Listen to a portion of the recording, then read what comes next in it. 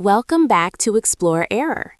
In this video, I'm going to guide you on how to install the RSAT features on Windows 11. RSAT stands for Remote Server Administration Tools. It helps administrators manage and access servers from their computer.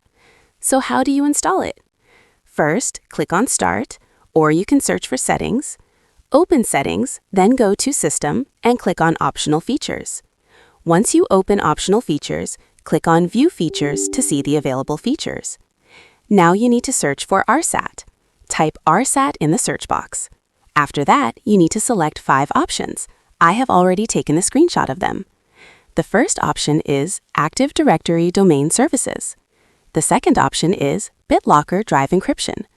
The third option is DHCP Server Tools. The fourth option is DNS Server Tools.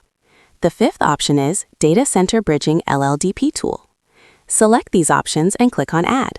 Once you add them, Windows will start installing the selected features on your computer.